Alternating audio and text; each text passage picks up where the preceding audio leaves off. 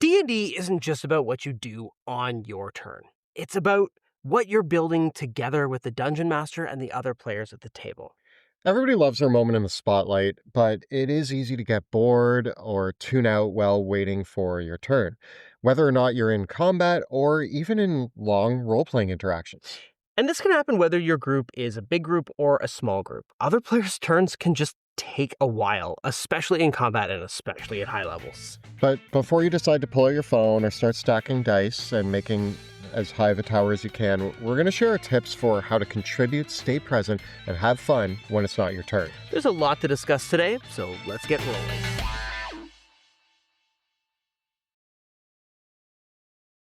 First and foremost, it's not your turn. What's the main thing that you should focus on? That is being respectful. It's not your turn, so show some respect for the dungeon master and the other players at the table. We're going to be talking a lot in this video about how to be present, and a lot of these may come up as ideas about interjecting yourself into the moment, but no one likes having the spotlight stolen from them. So that's kind of a blanket statement for this whole video. Let the player whose turn it is lead, and if it's appropriate, you can be part of the moment too. There are a few things that you're going to want to avoid, though. There's a lot of things that can cause distractions or take away from the experience of everyone else, or just, frankly, are disrespectful. First of all, don't pull out your phone. Unless it's an emergency, put your phone away, especially when the dungeon master is talking. Don't start a distracting side conversation with another player. Even if you are in character, I am kind of bad at this one sometimes. I will start a conversation in character, and because I'm in character, I feel like I'm being part of the story. But if another player is having their turn and two other players start having even an in-character side conversation, they're actually no longer paying attention to the narrative that's unfolding before them, and they might miss valuable things that are happening at the table. Don't cause a deliberate distraction by telling an irrelevant anecdote or a joke in the moment that has nothing to do with anything that's going on. Essentially, don't derail everything that's happening just because you thought of something funny or interesting or something happened to you at work today. Just don't do that. Another tough one that we all should be aware of is unwanted coaching, trying to control someone else's turn. You might not even be meaning to do this. You might just be excited and you know a lot about D&D and your player's taking a while to take their turn. And so you start saying, oh, hey, what if you use this spell on these enemies? Then that could set this up. But it's not your turn and it's not your player character.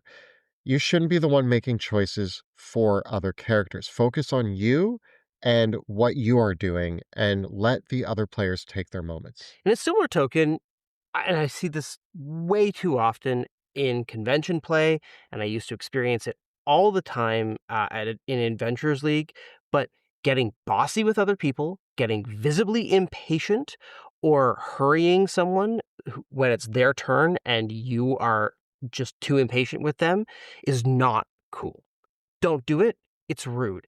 Doing things like yawning or sighing on someone else's turn loudly, that kind of passive-aggressive behavior, yes, they might be taking a long time on their turn, but it's the dungeon master's responsibility to gently and respectfully move players' turns around. And when you're doing things that are distracting, when someone else is talking, it's or actively being a nuisance, that kind of passive-aggressive behavior just makes everything worse. And it doesn't fix the problem of someone who takes a long time on their turn. So don't do it. We said this several times, but don't steal the spotlight from another player. Let them have their epic moments. Nothing that we say in this video should be taken as, oh, well, the other player's having this really cool moment. Let me make sure that my character is a part of it.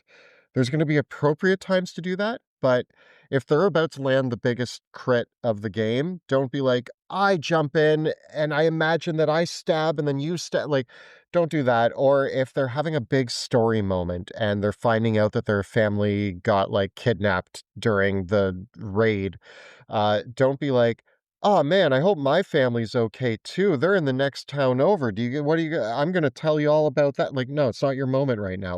Let the player have their moment. You're going to have yours, but there are ways that you can still be part of this. Now that we've covered what not to do, Let's talk about what you should do. And the most important thing when it isn't your turn is that you're attentive and engaged and listening to what's actually happening. And again, this goes double when it's the dungeon master that is narrating the scene or describing what the monsters or NPCs are doing. Because few things are more frustrating for everybody at the table when it comes around to your turn and all the events of the previous round have to be described to you again because you weren't paying attention. It slows everything down and it creates this vicious circle where people get more distracted and things have to be more explained and more explained and more explained. And when everyone is focused, the game runs faster. Once the distractions start, it's like a vicious spiral. Basically, don't tune out. You want to find enjoyment in getting to spectate for a moment. While the DM is talking, you get to listen to an exciting fantasy story being told. You get to picture it in your mind. I love audiobooks. I listen to a lot of audiobooks, and it's really fun to be able to visualize the words that I'm hearing. And it's even better with D&D because not only am I visualizing the world that's being presented to me, but I get to insert myself, depicted through a character, into that world, which is a lot of fun. And when you're not paying attention, you can miss very important information. There are times at my table when I've been DMing that I have given a piece of valuable information, but my NPC is talking to one player who's decided that they're the one who's going to engage with that NPC, and the other players stop paying attention, which is always frustrating because they're in the scene too. When I'm doing that, they could interject. They could be part of the conversation. When they stop paying attention and one player learns the location of the secret volcano lair and everybody else misses it, and then it comes back around and they're like, "Where's your lair?" And it's like, "We just figured that out." Mhm. It can be really frustrating. So getting to participate and actively listen and imagine and inject yourself into those scenes in that way can be really helpful and a lot more fun for everyone. When we pay attention during other people's turns and as the dungeon master is describing things, we can think of ways to make our character part of that scene later. And you can show that you're listening with your body language, nodding along, scratching your chin, laughing with your teammates, gasping of shock. All these ways demonstrate that you are listening and that you are present. And you get to enjoy that too. Like, again, don't get me wrong. Like, I know we live in a 21st century world where it's hard to focus on things, but just for a moment, focusing on one another's words, like especially during descriptions of things, it really does allow you to enjoy the fantasy narrative that you're creating. And isn't that why we play this game? Like we're telling a story together and part of it, but it is a show and tell experience. Like it is a sharing and telling. So there's a part where you get to listen and kind of be a good audience member for the other players because you want them to too. Like you want other people to listen to you when your character's doing a cool thing. So pay it forward by listening back. And all of that can actually be done in character. And I think that that's a really important point to bring up that a lot of the times when you are reacting to what's happening, you're doing it in character. When you gasp, when you cheer, when you pat your buddy on the back for landing their cool crit or whatever it is, you can do that in character. You can stay in character between turns. This actually is a fantastic way to bring your character to life while responding to the actions as it unfolds. Again, this isn't stealing the spotlight. It's about being a cheerleader, like supporting your friends and showing that, hey, I'm listening and I think that you just did something amazing. Think of the players as a cast in a movie or a book, and their chemistry matters. So your chemistry with the other people at the table matters. You can even use reactions, small gestures, witty quips to maintain a character presence. Again, not interjecting yourself into their moment, but a simple like, "Oh, I wouldn't do that," or like, "Oh, I don't like this guy." Does your character mumble under their breath or cheer when an enemy is slain? Or maybe mutters a soft prayer or get their gear ready for their next move? There's a lot of ways that you can bring your character to life even when it's not their turn. And again, this is the difference, I think, between making this come out of the narrative and making this come out of your character versus being a sort of meta commentary on the experience. Sometimes it's really easy when the dungeon master is describing something or introducing a new NPC to make a funny joke about that NPC's name or to make a comment about something funny in whatever narrative scene that is occurring. And sometimes that can take away from the experience just as often as it can add to it. And I find that more often than not, where these things add to the experience is when they come from the narrative, when the comedy comes from the narrative and comes from the characters and is not like a Family Guy style cutaway gag that is just distracting from the scene entirely to make some sort of commentary about this is just like the time so and so and something completely unrelated in another game that I was playing some other time. If you're going to make fun of an NPC's name, you're going to do it in character, and you and that NPC are going to discuss it in character. Yeah. And that's going to be part of the game. I'm pretty sure I did that with good old Bogdan the Druid when I was like, you live by a river. Why is your name Bogdan? That was a whole scene that played out, but it was in character. And it was hilarious. But if I was just like, Bogdan, get a load of this guy, and then we like started this like off-topic Yeah. conversation, now I'm actually removing from the actual narrative that's happening at the table.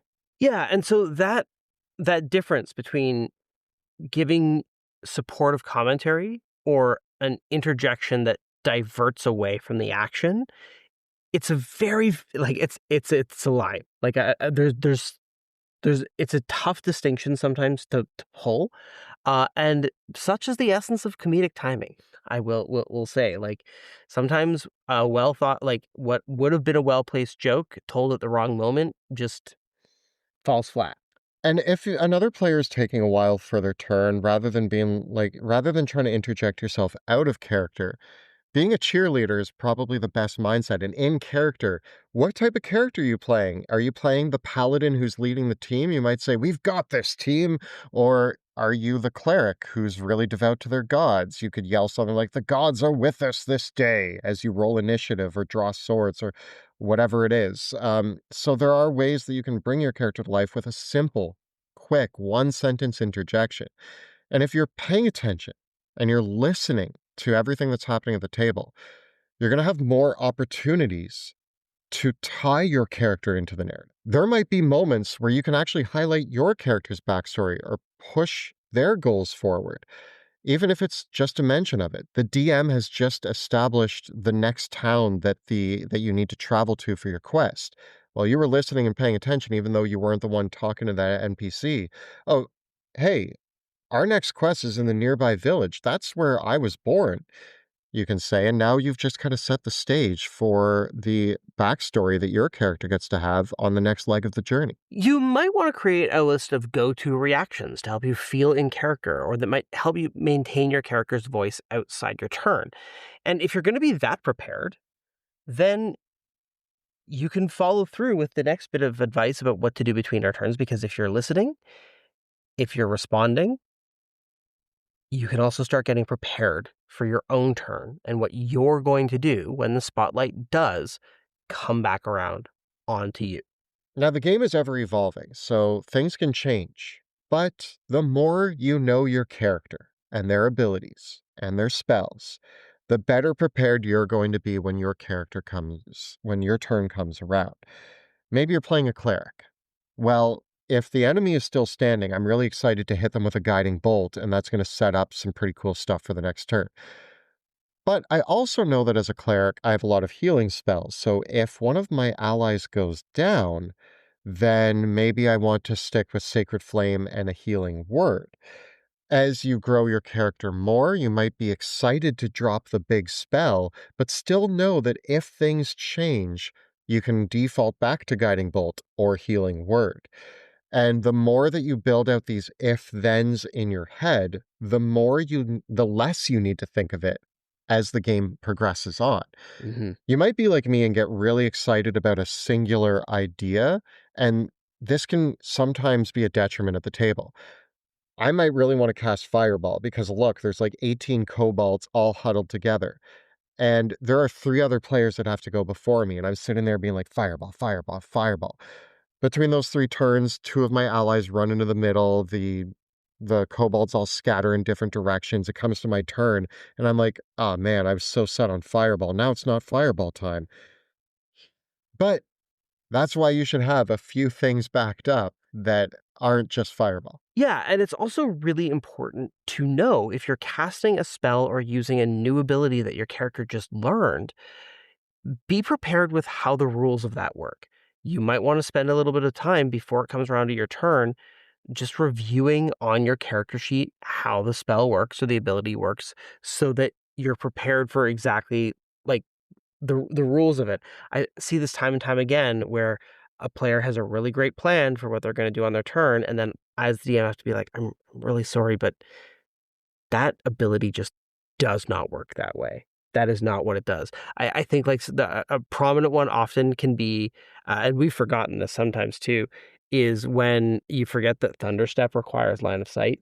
Yeah. Yeah, like a teleport requires line of sight, or like when a spell doesn't have a range, it's actually touch, Yeah. and those types of things, or like when a spell doesn't affect enemies or doesn't affect allies, like it has a targeting restriction. I've seen players who get the range and the radius mixed up and like thought like, oh, that 30-foot range, like the radius of the fireball was bigger or the cube size was a different size or something like that. So just spend that time reviewing those things if especially if it's the first time you're using a specific spell or ability.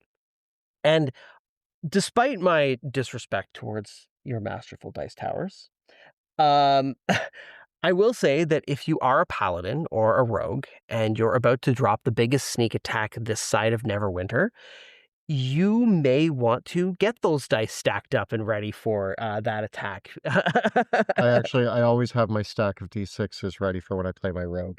Yeah, That's just I have them set aside, they're my sneak attack dice, they're always ready to scoop up.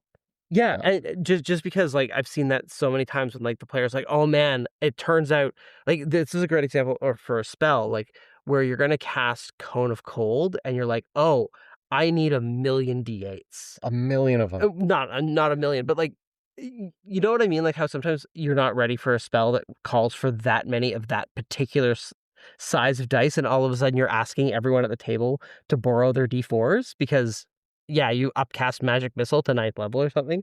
It is funny that it happens at our table enough that now I'm actually forgetting what it is, but it's a trigger in my ear that when Jill says a certain spell, I forget which one, but I always just pick up one of my D6s and hand it to her because she's always one shy Yeah. with her dice. So it's instinct now that she says something, which I can't remember. It's like a weird bell in my head that I'm just like, there. But yeah, it happens, but you can prepare for those things. And speaking of preparing for things, the last point. So you're playing your character, you're in the scene, you're paying attention, you're participating, you're also prepared for your next turn. It's a big table, though. Is there other things that you could be doing? Yes. You could be helping out your dungeon master, especially at a big table. You could be helping track initiative. You could be keeping track of hit points. You could be keeping track of conditions. There's a lot of spinning plates that the DM has going on, and there are a lot of things that players, especially the ones who are more well versed with their characters, don't really have a hard time knowing what to do on their turn and are great at role playing their character in the moment. They are the ones who should be Yeah. elected to help out. Yeah, if I'm running a group of 5, especially 6 or more players, like, or and definitely 7 or 8, it's really useful to appoint a what we for lack of a better term, we might call them a battle master or a combat captain, who is a player who their job is to help the dungeon master track things like conditions, who's concentrating on spells, how many points of damage have the monsters taken, make again, initiative is the biggest one and making sure that people's turns aren't getting forgotten. These sorts of things, because as the group gets larger, the amount of mental processing that lies on the dungeon master's brain increases. And so having another person who is comfortable with the rules, I might even say, I don't like using I'm not a fan of, like, trying to make rules lawyer a positive term. I think that rules lawyer has always been kind of a pejorative, or a negative description of someone's behavior. So I like the term of rules jockey instead of someone who's like, if there's a rules question, the rules jockey is responsible for looking it up. And I also think that you can have multiple rules jockeys because I think what's like if I just went and now it's the next player's turn, and I know that there's 8 players at this table, and it's going to be a good 15 minutes Yeah. before it's my turn, and a rules question comes up, I can be the one to be like, "It's a while before my turn. Let me look this up while the game continues." The dungeon master shouldn't be the one having to be like, "Oh man, I forget how those 2 things interact. Let me look it up." The DM should make a ruling on the spot and be like, "Could you please look it up while we continue the game?" Yeah, and then things keep moving. And of course, if you are being the rules jockey of looking something up or supporting the dungeon master, then you are forgiven somewhat if things do have to get recapped for you when it does come back around to your turn because you've been able to help keep things moving uh, i- in turn. Are you saying there's a lot of nuance to this Do conversation? not use the word nuance on the internet. Nuance. Let's get the description of nuance down at the bottom of the page here. Would you say we need a nuanced description of We nuance? need a nuanced description of Yeah. nuance. There is a lot of nuance to this argument, and Yeah. really, as we come to the end of this video, I think that is an important part. We talk a lot about like you might be hearing some of these points where we're like, don't make jokes at the table. That's not true. Make jokes at the table, just make sure that they are appropriate and keep the game flowing. Yeah. We make a lot of jokes at the table. But I think it depends on kind of the focus of your group. Like some groups they our group is an example of a group where we like to put our social time where we catch up with each other about how our week went, where we, do kind of like that social component of game night. That for us happens at the bookends of the game session. It happens as people are arriving, we're getting ready to play, and then it happens at the end of the night once we've finished and are packing things up. But we like to keep the meat of the game session, like, we're here to play D&D, and so we would like to keep that level of focus on the experience. There are other game tables, and I've played in groups where that's not the case at all.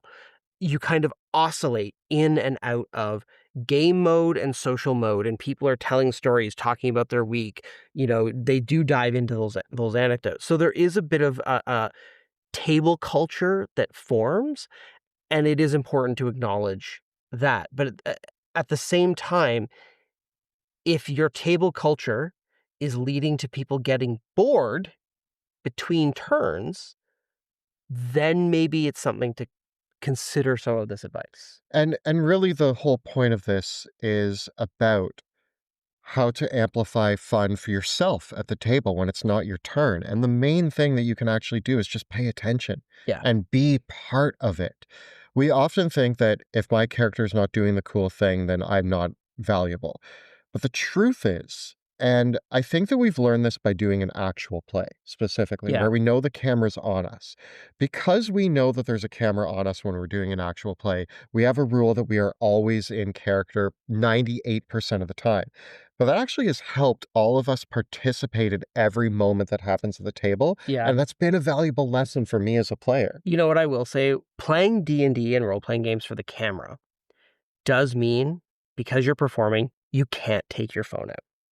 Like, Yeah. you can't. It looks unprofessional on camera. And so I do think that is one of the biggest things that, if you wanna look at, like, the difference between actual play D&D and real life D&D, the cameras do kind of enforce this level of focus.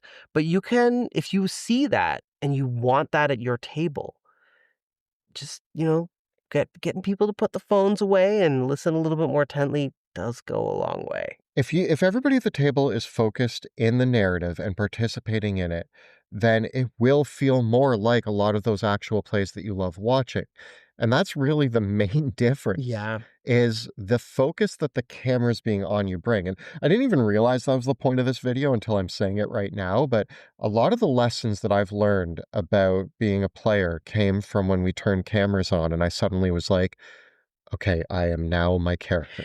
Yeah, and I think that that's actually kind of the secret sauce. Like, a lot of people look at professional productions like Dimension 20 or Critical Role and go, "Oh, There are a bunch of professional comedians and voice actors and Hollywood people. Of course, their game is amazing because they're doing that as their job.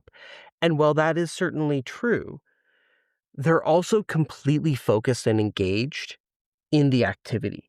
And they put distractions aside, which allow things to focus. Although I would say that I think Critical Role gets a little bit off track more than Dimension 20 does, but Dimension 20 is also more edited than Critical Role is. It's nuanced. Yes. Our word of the day, nuance. Nuance. If you have other tips or tricks that you use at your table that help everybody at your table maintain focus and participate in the game, we'd love to hear all of the cool ways to make the game better, even when it's not your turn, in our comments below. The videos that we create on our channel are made possible thanks to the incredible generosity of our Patreon supporters. Our patrons get early access to our videos 1 week before they drop on YouTube, in addition to a bunch of other really cool benefits. You can find out all the details by following the links down below.